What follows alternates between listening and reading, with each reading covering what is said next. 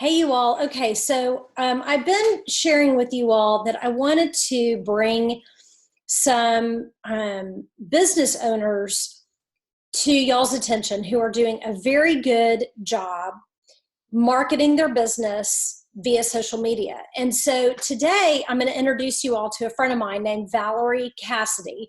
She is the owner of Pepperloo Gift Shop, which is in Houston. And so let me give you a little bit of background about how I know Valerie, and then I'll bring her into the interview. But I know Valerie through our sons. They were both in college together in Austin, and this has probably been like 3 or 4 years ago, but we were actually out in the middle of Lake Austin on a barge with a bunch of other moms and sons for a mom's weekend. And I was visiting with Valerie, and we had a lot of interests in common and had hit it off, kind of early on. And so I was visiting with her, just enjoying catching up. And she said that she had been watching me on social media with my travel blogging business, and that she wanted to ask me a few questions about how to better utilize Instagram and Instagram stories. So for literally like an hour on this like dinner barge, we sat and played around on our phones together, and I showed her a bunch of things that she can do with Instagram stories, and she was kind of sharing with me, kind of how she wanted to grow her business a little bit more. And so we kind of talked about different ways that she could market herself on Instagram and that kind of thing. And then so fast forward like 3 or 4 years later, and she is doing such a good job on social media. I really enjoy watching her stories, and was a big fan of hers, kind of from the beginning. But the interesting thing about what Valerie has done is she has really been able to kind of pivot her business since the coronavirus obviously shut down her gift shop. And so that's the main reason I wanted to bring her on today. Now, I do realize that, a gift shop is a little bit different than an antique store or a vintage business. But in terms of having a retail brick and mortar, and how she has been able to utilize social media to market and continue business going over the last month or so, I think you all are going to find absolutely invaluable. So let me bring her onto the call.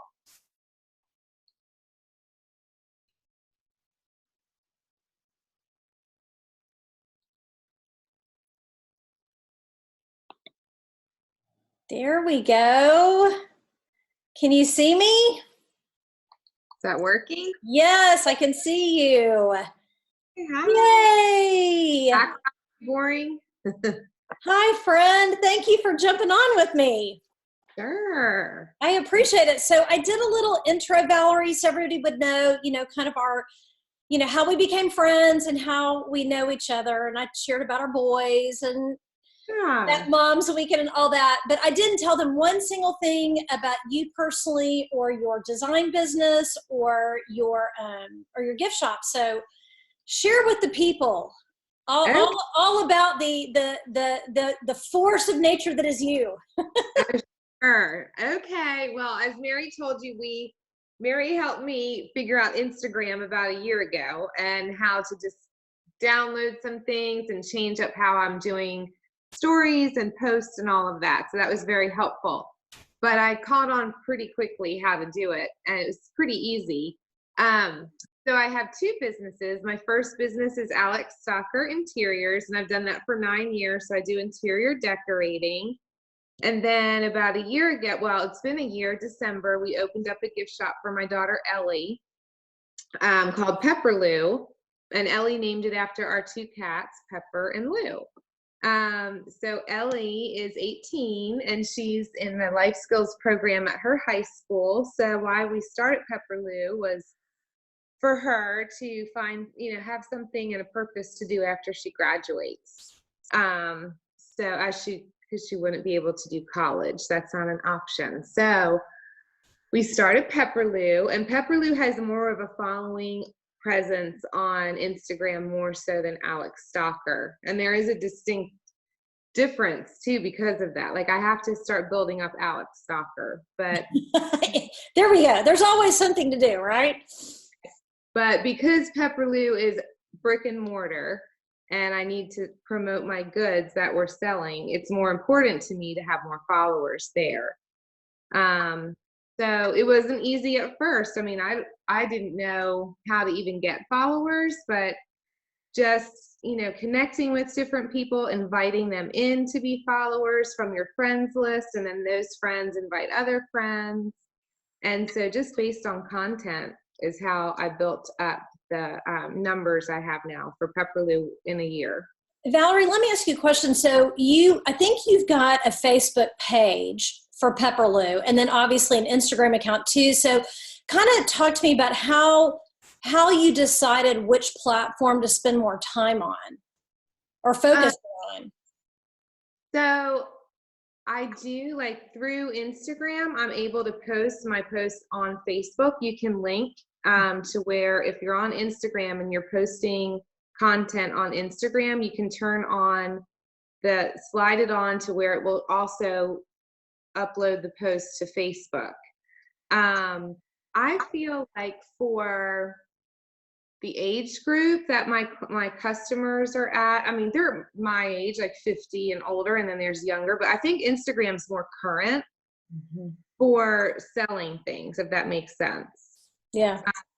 It's just a better platform, I feel. Facebook's still really good, don't get me wrong, but I don't, like, if I post something on Instagram, a picture, and it also posted over to Facebook, I'm getting more likes on Instagram than I am on Facebook, if that makes sense. Yeah, it does. And I think that's an important thing is one of the things that I talk to my students about is when you have a business Facebook page, which you do, and when you have a business Instagram account, you have access to analytics so that you can see, where people are coming from, what their age group is, when they're on the platform during the day. And I think that's, and so then you can make an informed decision. Like you're saying, you choose to lead with Instagram and then push those posts over to Facebook because you can look at your data and know that that's really where your audience is. Sure, because too, I feel like with Instagram, it's more interactive as well. So for instance, if I do a live, I can do a poll.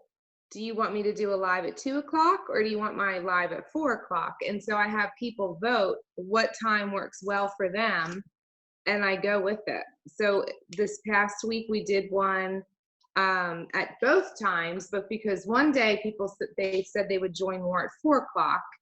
The other one, I did a poll. They said they would join at 2 o'clock. Right. So I feel like Instagram gives you more options of how to engage your following. Yeah. Let me ask you this. So kind of before the virus shut all retail down, like how were you using Instagram to market your business? Kind of what did that look like? Because it's definitely shifted since you had to shut your doors. But like what were you kind of doing before?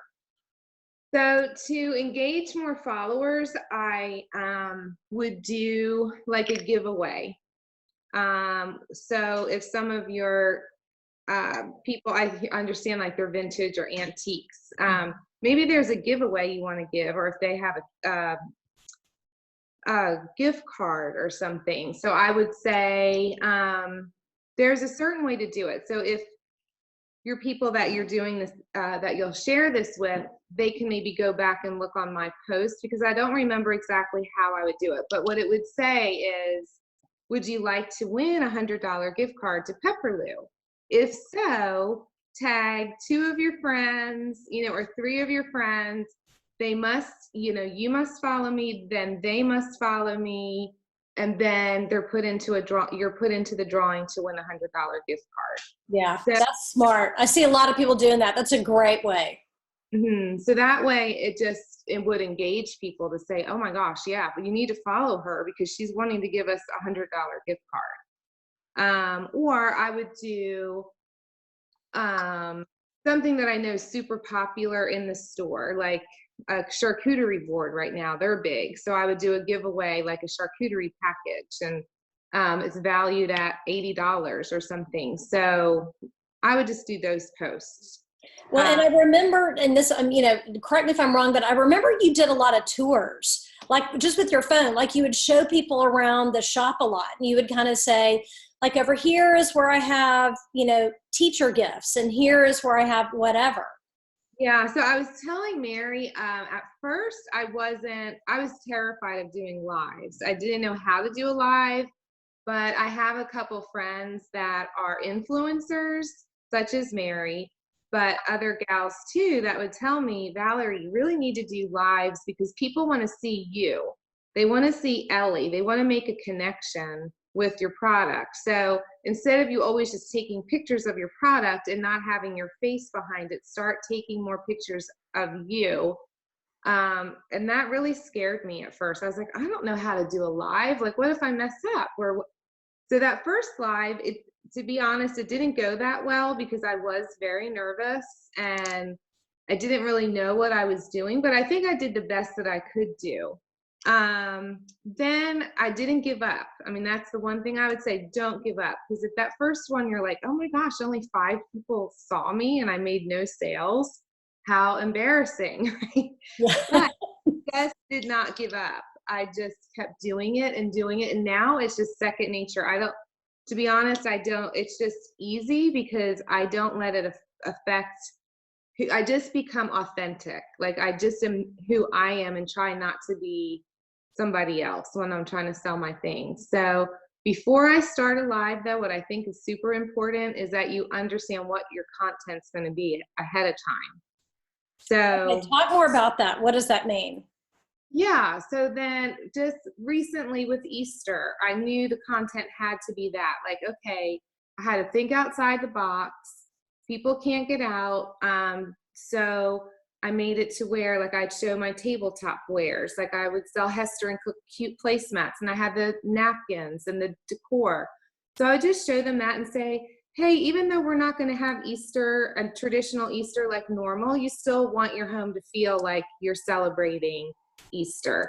And so sure enough, like I would show the placemats, I'd show the different like bunnies and the tulips and all that. I just, on that live, would just start buying them. Yes, I want 3 bunches of tulips. I want this, I want that, because you're engaging them and wanting them to feel like, you're trying to sell your things to make them feel good. And then also we were selling Easter basket stuffers for their kids. Yeah. Yeah.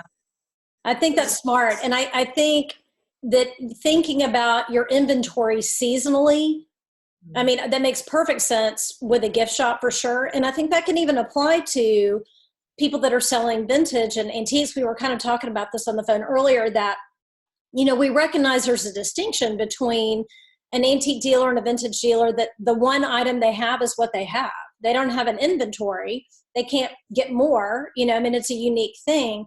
But to think about what you're showing people in terms of truly what's happening in real life, if you can somehow maybe show things that are seasonally appropriate, people are in that mindset, which I think is a good way to look at it. Agreed. So I was saying to Mary earlier that I think a good idea, like you have to find what is happening now, like what's going to make people feel good right now during this, COVID virus.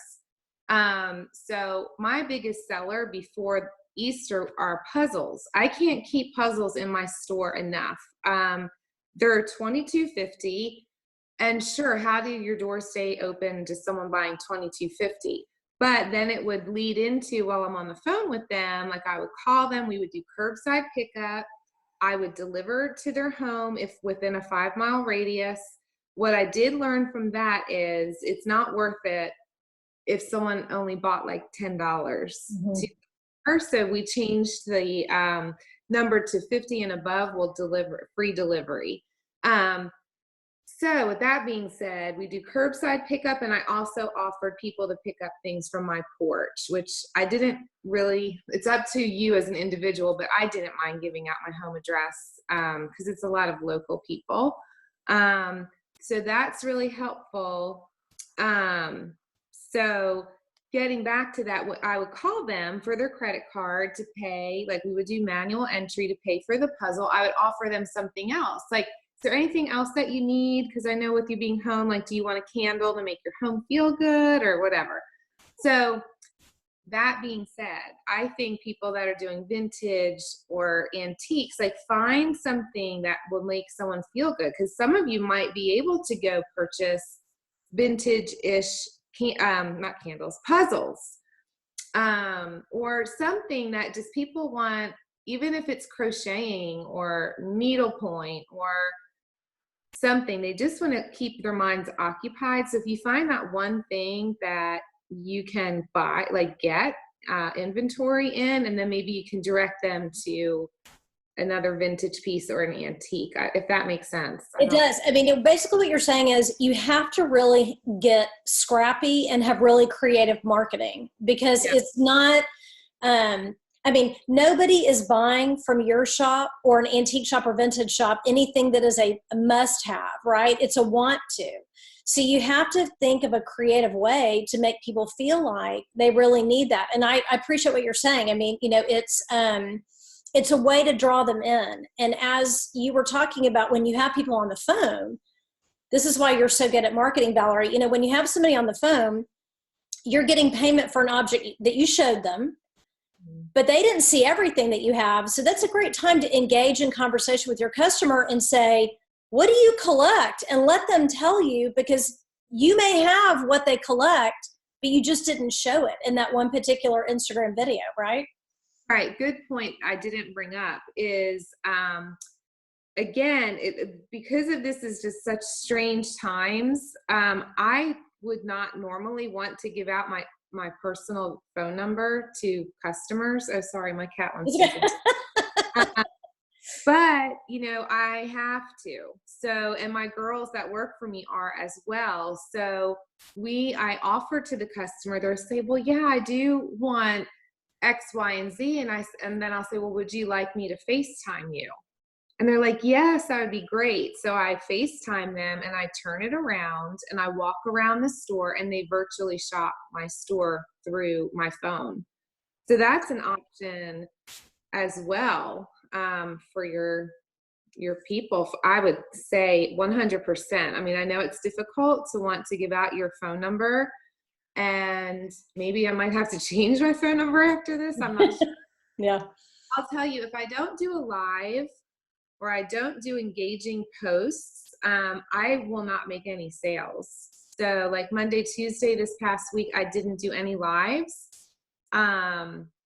To be honest, I was a little tired. I was like, I just need some time. I have to do paperwork. Made zero, nothing, made no money.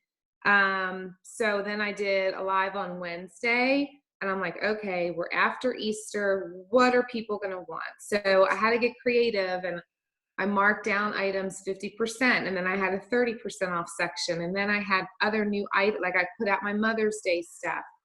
And in 1 hour, live, I made over $1,000. Yeah. So it was like, wow. Worth it. Yeah. And then I would post in a post, not a story. Well, I would do it in a story and a post. Hey, did you see our live?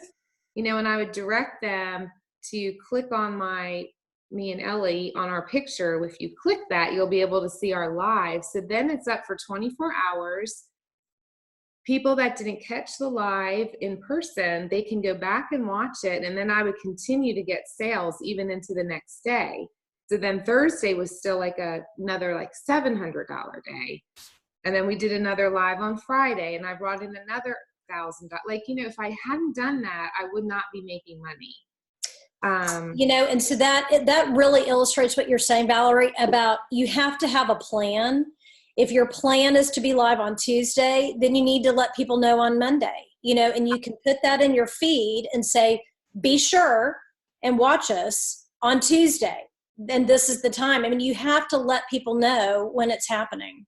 Yeah. And I would just be very encouraging. Like if you're not like huge in Instagram, that's okay. I mean, you can still do it through Facebook, but I think Instagram's a much better platform for businesses to sell.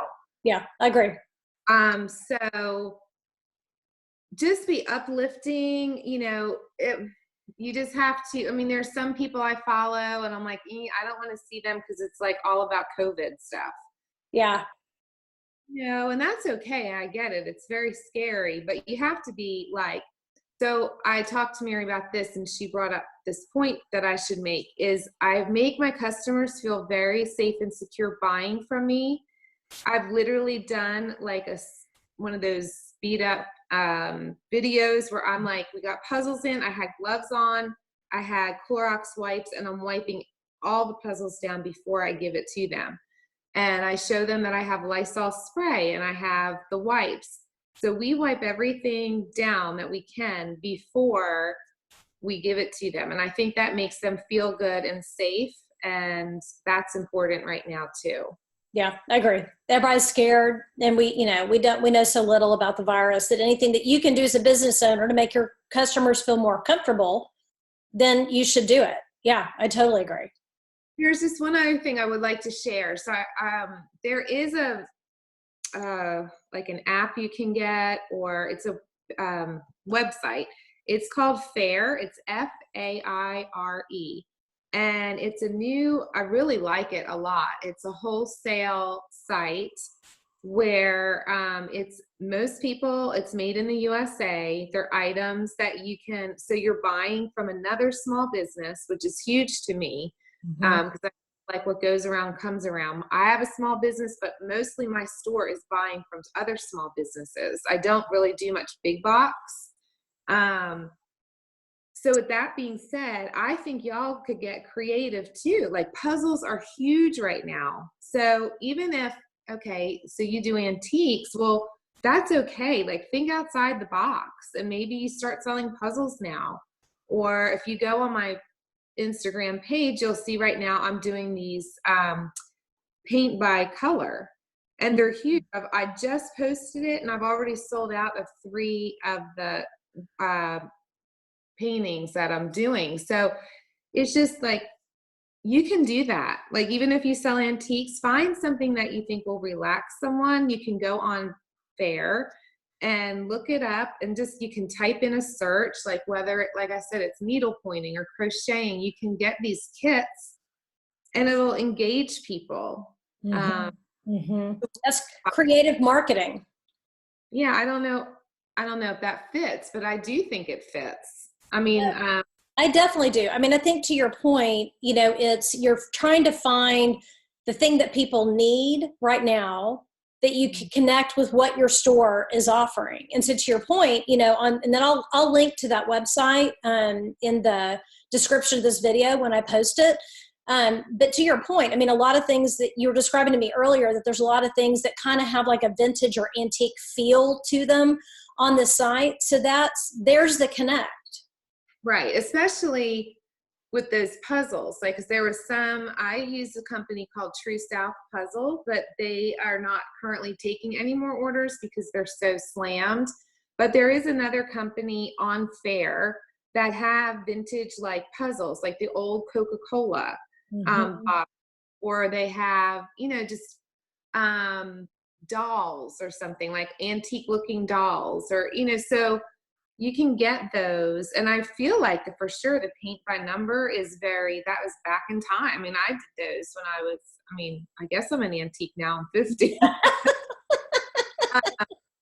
But no, I mean, just, I don't know, like even if you're vintage people or antique people have baseball cards or comic books or something that's engaging, because you can present that as, get back to like comic books are so fun, and collecting old time baseball cards or something. Just find something that will make people feel good. Yeah. Yeah. And address where people are, which is, kind of trying to find things at home and, keep kids entertained and keep ourselves entertained and all that. So, okay, let me ask you this, Valerie. So, clearly you were smart that you started building your social media way before the virus shut everything down. And now, like, we're both in the state of Texas. And so now the governor has said that retailers can reopen, I guess, starting next weekend, but they have to do like curbside pickup, which you've been doing. You were like, good idea, Governor Abbott. thought we were allowed to, so I did it. Right? We won't tell anybody. It's fine. Well, I didn't have anybody in the store, so I was like, well, I guess we can put it outside the door. I'm not seeing them, and we were 6 feet doing the distance thing, so. Yeah. So, I mean, I think we're seeing signs, obviously, now that state by state, region by region, things are going to start reopening, and it may look a little different, but I guess my biggest point is, because you started building your social media a long time ago, a year ago, prior to this moment, you were positioned to have an audience. Sure. And so going forward, I mean, I think I know the answer to this question, but I'm going to ask it anyway. I mean, do you see yourself taking your foot off the gas pedal with building your social media following, or do you feel like that's something that you're going to continue to do even when things go back to normal? Oh yeah, it is huge to have a following. I mean, to other people that I see, I can't, and don't compare yourself to others is what I found too, because I would get really discouraged. I'm like, why I shouldn't care about other stores. I mean, there is this one store in Houston that's awesome. It's another mother-daughter team, and they have like way over 13,000 followers. I'm like, how am I like, that's crazy. And how did they do that? Well, they've been in business for 7 years. Mm-hmm. And so they're really creative. They're awesome. They're fun, so they're very engaging. And here I am a year in, and I have like 20, almost 23 something.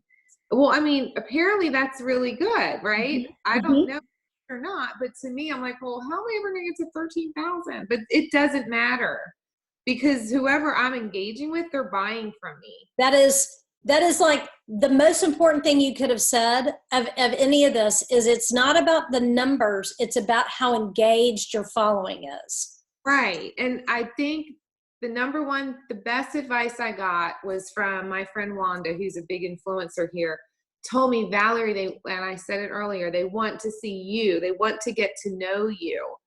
Do a question and answer. Like, what do you want to know about Ellie and I? Make sure I always have pictures of Ellie, or that she's in lives with me. So another engaging thing Ellie and I just started is Sundays we bake, and we do a live, and I'm sorry. Hey, listen. Yeah. Cats are family. First time we did a pound cake, and then I posted the recipe. Well, so many people engaged after that. They were like, that was the best pound cake I ever had, because it was like Southern Living one-step pound cake. Easy. They loved it. The next time we made chocolate chip cookies. Tomorrow we're making a banana, or we did a vote. Do you want Ellie and I to make a banana bread tomorrow or chocolate chip cake? And I think we're at 80% chocolate chip cake. So that's just fun, because then they're seeing Ellie and I in our kitchen. So again, if you're an antique dealer and you love to bake, or a vintage shop seller and you love to bake, do a live in your own kitchen. I mean, you can do a little tour of your home, because then people do want to say, oh, I want to see your kitchen. So I'll turn it around, because I do interior decorating. Well, then I got followers for Alex Stalker, because they're like, oh, I like her house. So I feel like you don't have to necessarily be in your store. I mean, you could just even be on a walk and film yourself walking and just talking about your goods, and just say, how's everyone else doing? Are you all getting out for your walk in fresh air? And, just engage is my point. Yeah. Nobody wants to feel like they're being sold to 24/7, for sure. It has to be a variety of content. And I think everybody feels more comfortable doing business with people that they feel like they know. Right. Right. And so you're doing that. You're giving them a window into your life, your daughter, your home. You're not showing them everything. You're not showing every corner of your life, but enough that people feel like they know you. And I think that's valuable. Yeah, no, for sure. I noticed a really, just in the 3 weeks I've been doing the baking, more interaction than ever, because then people DM and are like, that was so fun. Yeah, Ellie's so cute. I love her giggle. Or, the cake was great, or the cookies were great. Or people will post and said, just made your cookies. So I've noticed a real huge uptick in just that, like people messaging me, and they're really enjoying that. So that's why I'm pointing that out. I think as other business owners, you need to find your niche. Maybe it's not baking, but maybe it's, showing you crocheting or something. Yeah.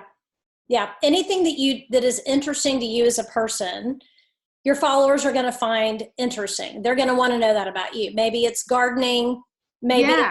right? Maybe it's your own personal collection. I mean, whatever it is, Yes. they want to feel like they're getting to know the people they're doing business with. I agree with that totally. Yeah. Okay. Any other, like, any other tips you're like, I really wish that I hadn't done that, or I'm glad I did do that? Anything that you're like, that's really important, I need to share? I'll probably think of it after we're off. Well, the main thing is I'm going to link to your Instagram in the description of this video so people can follow you, because I think one of the best ways to learn is to watch other people, right? Yeah. You get a real feel for what feels real, what feels authentic, whatever. And you just intuitively, knew what to do. And like you said, I mean, we said this before, I kind of cringe at some of the stuff I did early on. I'm better at it now. So you can't take yourself too seriously. No, but that's for sure, is that you just go with it. Be you, like be your personality, and don't try and be someone else. Yeah. That's away from it, because I would watch those other, like particularly that one other shop that's here in Houston, that's a mother-daughter, and I would just kind of feel less than, because I'm like, well, I don't know how to do what they're doing, and it just seems so like I can't, it's too much, like I don't want to do that much. Well, then just one day I'm like, what am I doing? I don't need to be them, I need to be me. Yeah. And so I would do that as be who you are, and just have fun with it, and don't take it too serious. It doesn't always have to be like, here I am selling you a bottle of Fiji water, and it's really good. Like, just be like, oh, this is my favorite water. It's really good. And I don't know, it's pretty. I just like it, and take a drink. Like, just fun. Yeah, I agree. Well, I'm going to link to your Instagram account, because again, I think my students and the people in my Facebook group can learn a lot from watching you, what you're doing and how you're kind of navigating the waters. And then once we, kind of get out of jail card and, life returns back to normal, I think there'll be even more reason to watch you and see how you're growing your business, and, keeping your sales going through social media. It's important.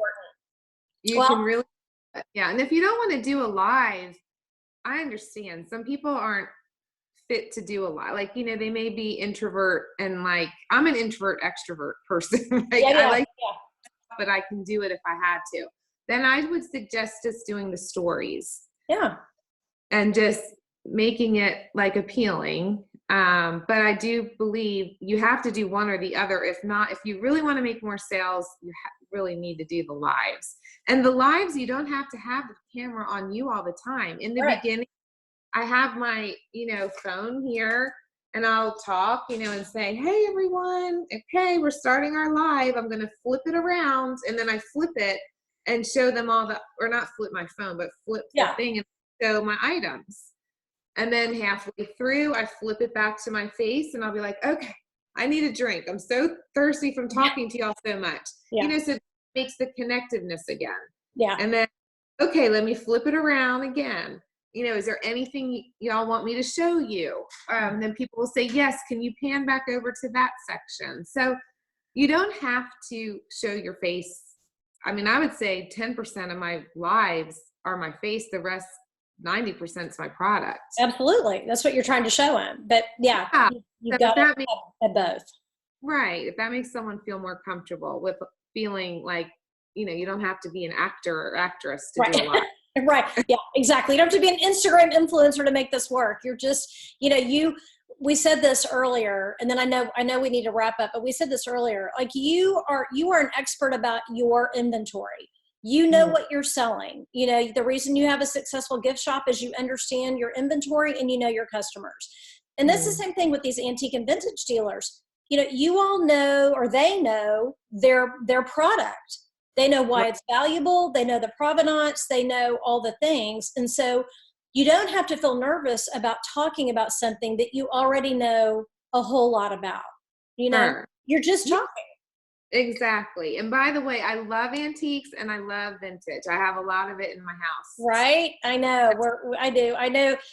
Yeah, it's a fun business, and I think it's just, this is kind of a weird time for everybody, but it's going to end. There will be an end to this. I feel confident that it will.